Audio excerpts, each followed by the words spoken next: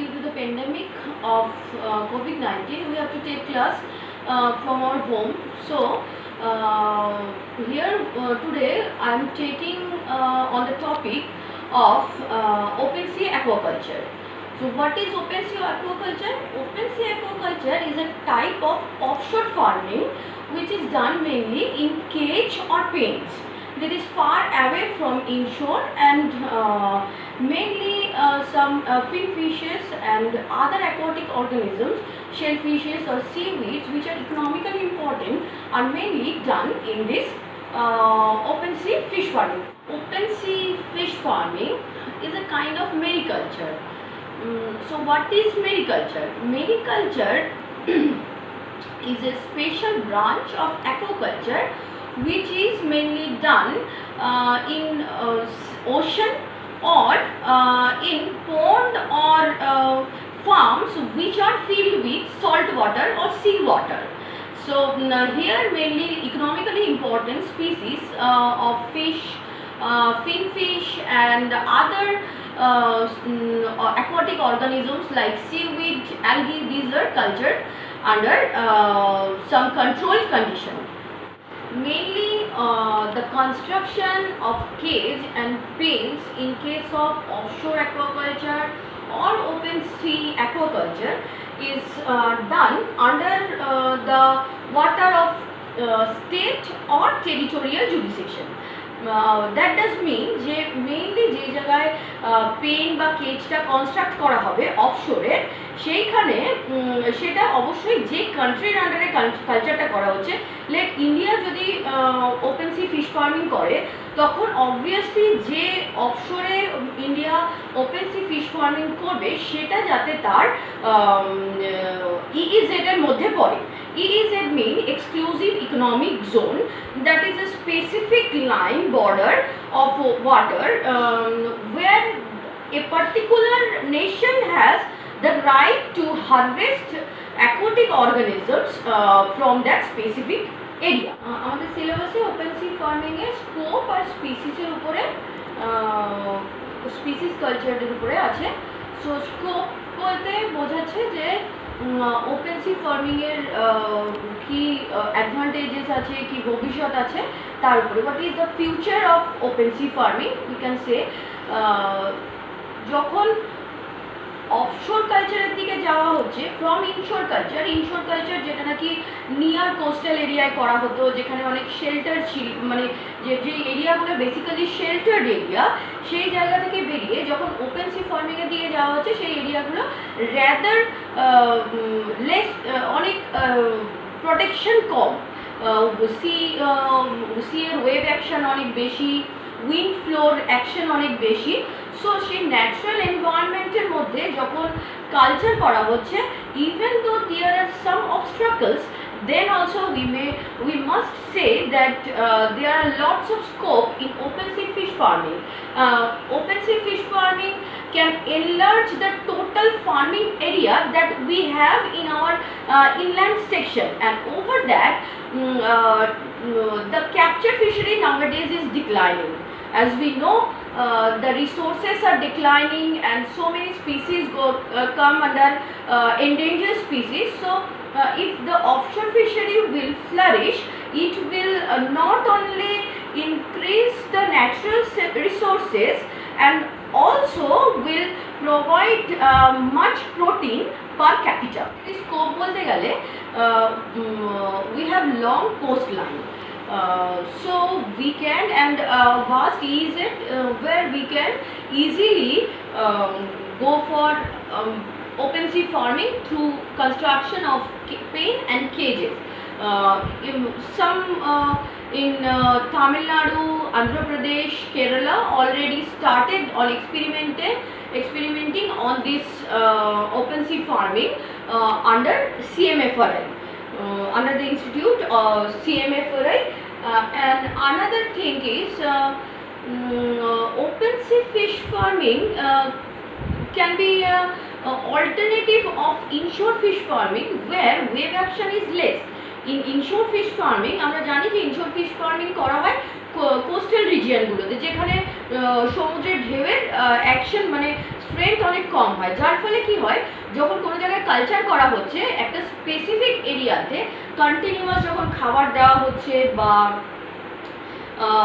কোনো medicine use করা হচ্ছে কালচার করবার জন্য, সেগুলোর যে রেসিডুয়াল পার্টগুলো থাকে সেই রেসিডুয়াল পার্টগুলো একটা স্পেসিফিক এরিয়ায়, যেই কালচার এরিয়াটা তার নিচে গিয়ে জমা হয় সি বেডের উপরে, এবং ওয়েভ অ্যাকশন কম থাকবার ফলে কি হয়, ওয়েভ অ্যাকশন কম থাকবার পরে সেইগুলো সেই জায়গাতে স্ট্যাগনেন্ট হয়ে যায়, which may modify the ecology of the specific portion, or which may deteriorate the flora and fauna of that specific cultured area. So in case of offshore fishery, there is very few or less scope to damage the ecosystem, as the wave action will sweep away all the excess food and other their excreta and all that from that specific area, which will not harm at all the flora and fauna of the specific zone.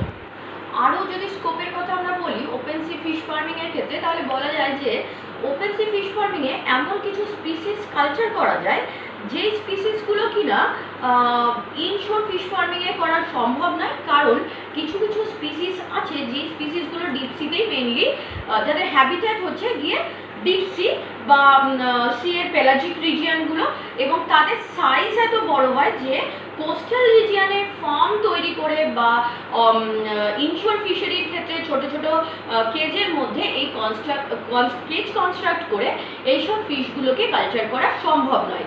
যেমন আমরা বলতে পারি স্কিপজ্যাক tuna, মই, দেন কোবিয়া, C bus, যেগুলো নাকি highly demand in both national and international market, but do not have scope to culture in inshore area. So this highly demanded fish we can culture in case of offshore fishing. স্কোপগুলো মোটামুটি আলোচনা হলো। এবার আমাদের এখানে রয়েছে যে species কী কী culture করা হয় সেগুলোর উপরে একটা তোমাদের নলেজ দিতে হবে।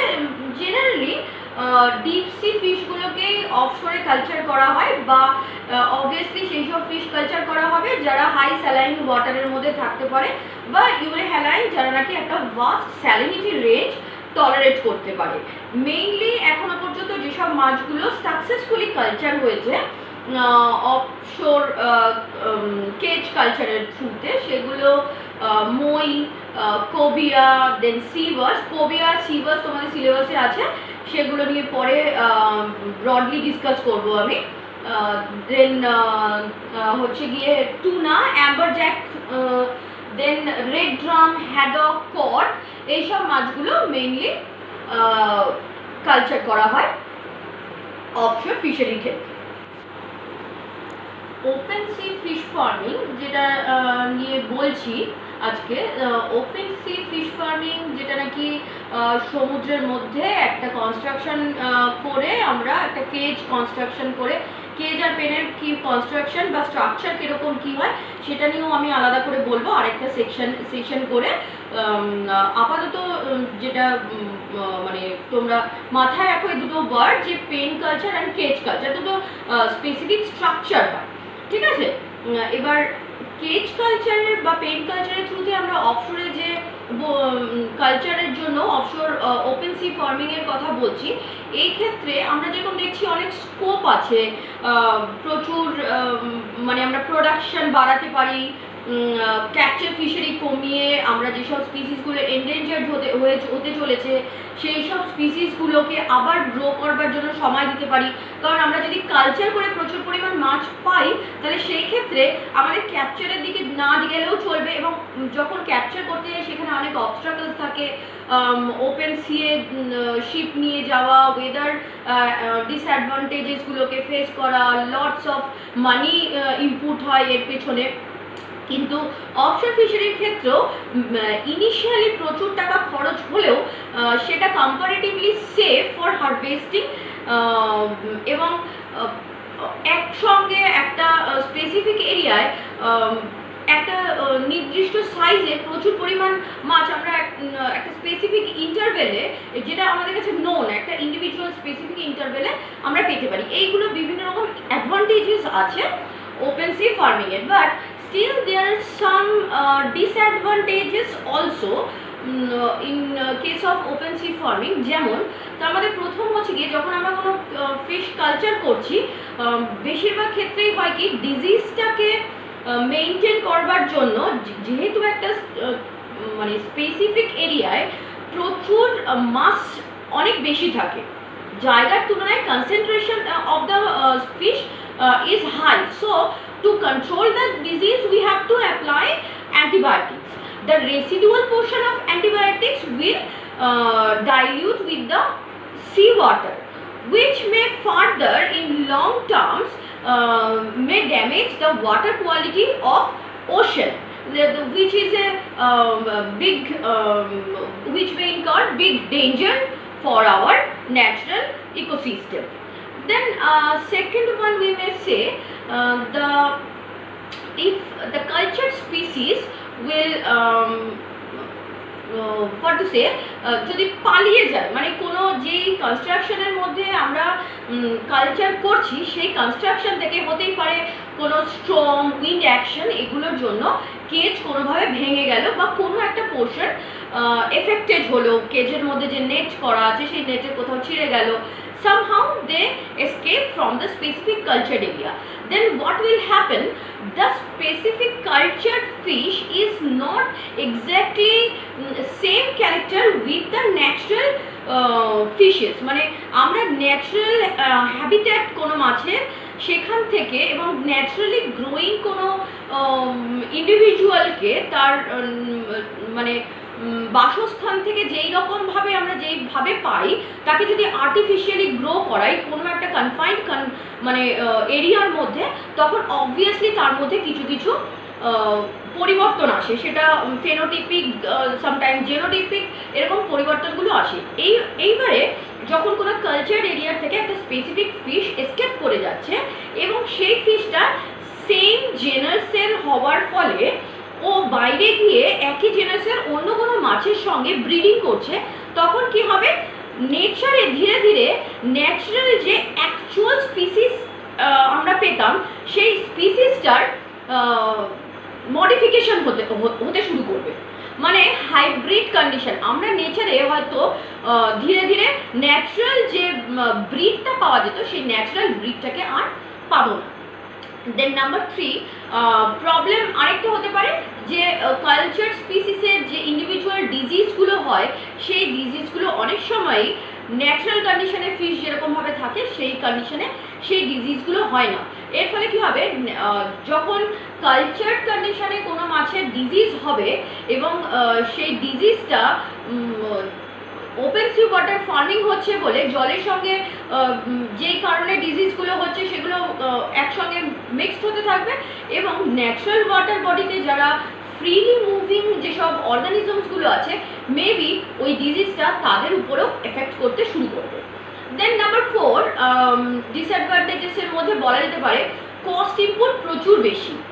ওপেন সি ফিশ ফার্মিংয়ের ক্ষেত্রে একটা হাই কস্ট ইনিশিয়ালি দিতে হয়, construction of cage, monitoring of fishes, then remote controlling system etcetera. And the কনস্ট্রাকশনের সঙ্গে আরও একটা জিনিস মাথায় রাখতে হয় যে কোনো টাইমে একটা ভাস্ট ড্যামেজ হতে পারে due to natural any disaster. কেজের যে কোনো রকমভাবে যেখানে নাকি সিট এবং টোটাল কনস্ট্রাকশন ড্যামেজ হতে পারে এবং তার জন্য একটা বড় পরিমাণ লস হতে পারে, এটা অনেকটা ডিসঅ্যাডভান্টেজেস। দেন নাম্বার 5 বলা যেতে পারে এখনো পর্যন্ত মেটেরিয়াল, এমন মেটেরিয়াল ইউজ করা যেটা নাকি খুব মজবুত এবং flexible for the time and over that, যেটা কিনা জলের সঙ্গে কোনো রিয়াকশান করবে না এবং উইন্ড বা ওয়েভ অ্যাকশানকে খুব সুন্দরভাবে নিতে পারবে, এই রকম কনস্ট্রাকশন করা এখনো পর্যন্ত প্রপারলি সম্ভব হয়ে ওঠেনি। আগে ইভেন এখন বিভিন্ন রকমের পলিমার ইউজ করা হয়, যেগুলো নাকি মানে light weight, long durability etcetera আছে। আগে করা হতো বিভিন্ন মেটালিক ফ্রেম বা উডেন ফ্রেম দিয়ে করা হতো, যেগুলো কিনা উইন্ড আর ওয়েভ অ্যাকশন খুব বেশি নিতে পারতো না। স্পেশালি উডেনগুলো আর মেটালেরগুলো উইন্ড অ্যান্ড ওয়েভ অ্যাকশন নিতে পারলেও ওদের ক্ষেত্রে প্রবলেম হতো কি রাস্টিং, খুব ফাস্ট ফ্রিকুয়েন্টলি রাস্টিং হতো, যার ফলে কনস্ট্রাকশন নষ্ট হতো। এছাড়াও এই রাস্টিংয়ের ফলে যে মেটালিক রেসিডিউসগুলো পড়ছে সেগুলো জলের ওয়াটার কোয়ালিটিটাকেও নষ্ট করে। ফার্মিংয়ের কিছু চ্যালেঞ্জেস আছে।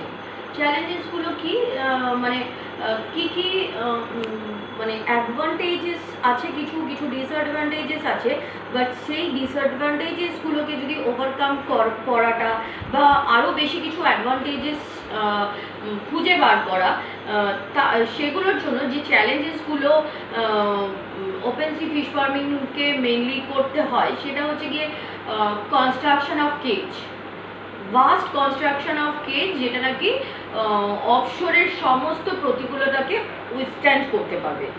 এটা একটা বলা যেতে পারে চ্যালেঞ্জের মধ্যে। দেন আরেকটা হতে পারে হচ্ছে গিয়ে লজিস্টিক্স প্রবলেম। একটা মানে ডিপ সিতে অনেকটা দূরে কোস্টের থেকে কোথাও একটা কালচার হচ্ছে, রেগুলার মনিটরিং করা, সেটার ওপরে কাজ করা, ফিশগুলোকে ঠিকঠাকভাবে আছে কি না, তাদের গ্রোথ কি হচ্ছে তার উপরে একটা কাজ করা। অ্যান্ড ওভার দ্যাট যে জলের মধ্যে কাজটা করা হবে সেই জলটা মানে পাবলিক প্রপার্টি হিসাবে এখনো পর্যন্ত কোনো নেশনের ওয়াটার জেনারেলি দেওয়া হয় না, সেটা মেইনলি গভর্নমেন্টের হাতে থাকে। এবার যখন এটাকে কোনো কোম্পানির আন্ডারে বা কোনো পাবলিক প্রপার্টির আন্ডারে মানে লিজ ভায়া লিজ দিয়ে গভর্নমেন্টের কাছ থেকে তার অনুমতি নিয়ে যখন কালচার করতে যেতে হবে, সেটা একটা লং প্রসেস, যেখানে গভর্নমেন্টের থেকে অনুমতি নেওয়া, সেখানের বিশেষ বিশেষ কিছু নর্মস থাকে, সেগুলো ফলো আপ করা, এগুলো মাথায় রাখতে হয়। দেন ওভার দ্যাট আমরা জানি যে ট্যুরিজম ইন্ডাস্ট্রি আছে, যেটা নাকি বেশ কিছুটা জলকে ঘিরে এক্সিস্ট করে। দেন ক্যাপচার ফিশারি আছে, যেখানে শিপ যাচ্ছে মাছ ধরবার জন্য, বোটস যাচ্ছে মাছ ধরবার জন্য। সো এই ধরনের কনস্ট্রাকশন মেবি তাদেরকে ডিস্টার্ব করছে, যে জলের মধ্যে হঠাৎ করে একটা কনস্ট্রাকশন, একটা শিপ যাচ্ছে, সেখানে গিয়ে তাদের ক্ষেত্রে অবস্ট্রাকল হতে পারে। এই ধরনের চ্যালেঞ্জেসগুলো আছে, যেগুলোকে কিনা ওভারকাম করতে হবে এবং বিভিন্ন রকম ওয়ে বার করতে হবে, যেগুলোর মাধ্যমে এই প্রবলেমগুলোকে ওভারকাম করা যায়। মানে ওপেন সি ফার্মিং এখনও বলা যেতে পারে একটা আন্ডার রিসার্চ বেস। এখনো পর্যন্ত যে খুব হিউজ পরিমাণে ভীষণ মানে ভাস্ট ইকোনমিক্যালি এর উপরে কাজ হচ্ছে সেরকম নয়। যতটুকু যা হচ্ছে ম্যাক্সিমাম হচ্ছে রিসার্চ বেসিসে, ম্যাক্সিমাম কান্ট্রি মেইনলি রিসার্চ বেসিসেই করছে। এবং আরেকটা সমস্যা হচ্ছে অফশোরে কোন স্পিসিস কালচার করবে, কারণ ইনিশিয়ালি যখন সিড দেওয়া হচ্ছে তখন সিডের সাইজ ছোট, তখন তার অ্যাকর্ডিংলি মেশ সাইজ মেনটেন করে কেজটার সঙ্গে যে নেটটা লাগানো থাকে, মানে একটা যে ঘেরাও জায়গার মতন, যেটার ভিতরে সিডগুলো ছেড়ে দেবো, মানে সিড বলতে মাছের চারাগুলোকে ছেড়ে দেবো, যেখান থেকে মাছগুলো সমুদ্রের মধ্যে বেরিয়ে যেতে না পারে। সেই ক্ষেত্রে নেটের সাইজ একরকম হতে হবে এবং আফটারওয়ার্ডস মেশের সাইজ আরও বড় হতে হবে, কারণ যত সময়ের সঙ্গে সঙ্গে মেশের সাইজ বড় না হলে স্মল মেশের মধ্যে মোটামুটি একটা স্পিসিস কালচার করতে ধরেই নিতে হবে যে মার্কেটেবল সাইজ হতে 3 থেকে 4 মাস সময় লাগে। 3 থেকে 4 মাস পর্যন্ত স্মল মেশের মধ্যে ওয়েভ অ্যাকশনের থ্রুতে প্রচুর অ্যাকোয়াটিক অর্গানিজমস লাইক অ্যালগি বা স্নেলস বা স্ক্যালাপস এরকম ধরনের অর্গানিজমস এসে নেটের মধ্যে আটকাতে থাকবে। তাহলে কি হবে, ধীরে ধীরে নেটের মুখগুলো যত ছোট হবে সেগুলো তত বেশি ক্লোজ হয়ে যাবে এবং ইজিলি জল কেজের মধ্যে এক জায়গা থেকে আরেক জায়গায় যেতে পারবে না, যেটা কিনা ক্লগ করবে ওয়েস্ট খাবারগুলোকে, ওদের এক্সক্রিটাগুলোকে আটকে দেবে এবং টোটাল কালচার এরিয়ার এনভায়রনমেন্টটা নষ্ট করবে এবং after that it will incur some disease to the culture area. So এটা একটা বলা যেতে পারে চ্যালেঞ্জ, যেখানে কিভাবে মেশ সাইজটাকে চেঞ্জ করা, কন্ট্রোল করানো এবং স্ট্রাকচারালি কেজগুলোকে মডিফাই করা, যে সময়ের সঙ্গে সঙ্গে এমনভাবে কেজ কনস্ট্রাক্ট করা যে দু রকমভাবেই নেটের সাইজ মেনটেন করা যাবে এবং সময়ের সঙ্গে নেটের সাইজকে চেঞ্জ করা যেতে পারে, যাতে পরে গিয়ে কোনো প্রবলেম না হয়। এবার আসছি আমরা কোন কোন দেশ এখনো পর্যন্ত এই অফশোর ফিশ ফার্মিংয়ের উপরে কাজ করেছে বা করছে। এর মধ্যে বলা যেতে পারে ইউএসএ কাজ করেছে। ইউএসএ মই ফিশ, যেটা মানে ট্রেড ফিনের মধ্যে পড়ে, মইয়ের উপরে কাজ করেছে হাওয়াইতে। এই ফিশটা মেইনলি পাওয়া যায় হাওয়াই দ্বীপপুঞ্জে। হাওয়াইতে এর উপরে ওপেন সি ফিশ ফার্মিং হয়েছে। এছাড়াও কোবিয়া কালচার করা হচ্ছে পোর্টোরিকোতে, ইউএসএ। কোবিয়া কালচার করা হচ্ছে Japan, China, Philippines, then France, Australia, Panama and ইন্ডিয়ায় অলসো ওপেন সি ফিশ ফার্মিংয়ের উপরে কাজ হচ্ছে। এবং ইউএসএ, জাপান, ফিলিপাইন্স এরা মোটামুটি একটা, অ্যান্ড মেক্সিকো অলসো একটা মোটামুটি ইকোনমিক স্কেলে ওরা কাজটাকে সাকসেসফুলি করা শুরু